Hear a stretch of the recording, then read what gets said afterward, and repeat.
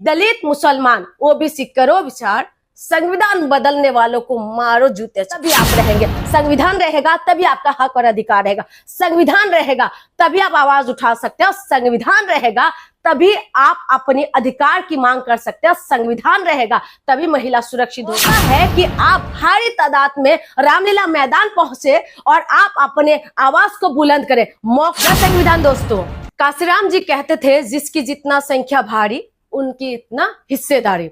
लेकिन मौजूदा जो सरकार है या मौजूदा जो टाइम है इस वक्त, बेशक संख्या भारी बहुजनों का है लेकिन हिस्सेदारी कहीं ना कहीं नहीं मिल पा रहे हैं। और जबकि आपको पता है कि बहुजनों का जो वोट है यानी कि जनता का वोट चोरी हो रहा है। अगर वोट ऐसे चोरी होता रहेगा तो बहुजनों का हिस्सेदारी कहां से मिलेंगे। वोट में डकैती हो रहा है, वोट डालने जाते हैं और कहीं पर कुछ हो जाते हैं, कभी ईवीएम में सवाल उठते हैं और कभी वोट चोरी और वोट काटा जाता है।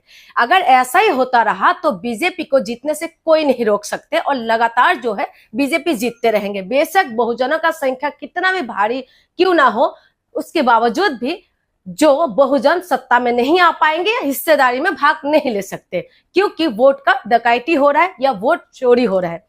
जो मायावती जी है, जो बहुजनों का बहुत बड़ा चेहरा है, आयरन लेडी ऑफ यूपी है जिनको कहा जाता है, लेकिन उसके बावजूद भी मायावती कहीं ना कहीं बीजेपी की दबाव में वो बहुजनों का साथ नहीं दे रहा है, ये बहुजनों के लिए आवाज नहीं उठा रहे।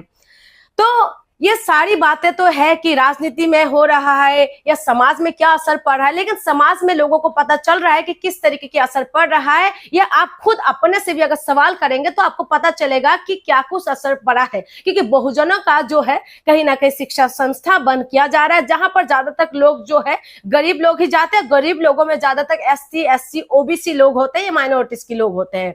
इसीलिए डोमा परिसंघ के द्वारा जो अध्यक्ष है डॉक्टर उदित राज, उनके द्वारा 30 नवंबर 2025 सुबह 10 बजे, रविवार है, और सुबह 10 बजे का एक महारैली का आयोजन किया जा रहा है जो रामलीला मैदान में है।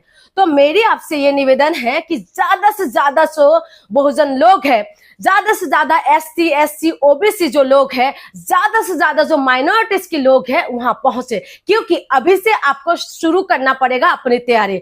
बेशक रोटी कमाना और खाना जिंदगी भर चलता रहेगा और ये चलते भी रहेंगे, लेकिन उसके बावजूद भी आपको टाइम निकालना पड़ेगा थोड़ा सा अपने लिए। संविधान को बचाना पड़ेगा, अपने अधिकार के लिए आपको आवाज उठाना पड़ेगा और इसके लिए आपको मैदान में उतरना पड़ेगा और अपनी ताकत को दिखाना पड़ेगा कि आप अपनी ताकत को दिखाए और मौजूदा सरकार को यह बताया जाए कि हमारी तादाद अभी भी इतना है और हम अभी भी अपनी हिस्सेदारी लेने के लिए मजबूत है। इसीलिए मेरी आपसे निवेदन है कि ज्यादा से ज्यादा लोग रामलीला मैदान पहुंचे और अभी से तैयारी करना शुरू कर दे। अगर वोट चोरी इस तरीके से होता रहेगा तो आप अपनी आवाज कितना भी उठा ले, कुछ नहीं होने वाले। इसीलिए मौका है आपको अपनी ताकत को दिखाने के लिए, मौका है कि आप रोड पे आइए और अपनी आवाज को बुलंद करें। मौका है कि आप भारी तादाद में रामलीला मैदान पहुंचे और आप अपने आवाज को बुलंद करें। मौका है, अभी से तैयार हो जाइए।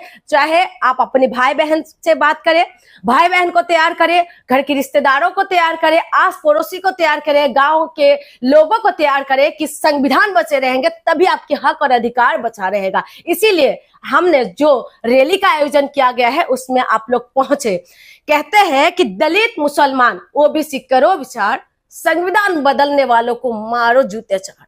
तो इस वक्त हमें वक्त आ चुका है कि जो संविधान को बदलना चाहते हैं उनका जूते मारने का वक्त आ चुका है, क्योंकि संविधान रहेगा तभी आप रहेंगे। संविधान रहेगा तभी आपका हक और अधिकार रहेगा। संविधान रहेगा तभी आप आवाज उठा सकते हो। संविधान रहेगा तभी आप अपने अधिकार की मांग कर सकते हैं। संविधान रहेगा तभी महिला सुरक्षित हो सकते हैं। संविधान रहेगा तभी सब कुछ संभव है जो काशीराम जी ने आपके लिए कहा था कि जिसकी जितना संख्या भारी उनकी इतना हिस्सेदारी। तो आप लोग, मेरी उम्मीद है कि ज्यादा से ज्यादा लोग पहुंचे और अपनी योगदान दें। बहुत बहुत धन्यवाद।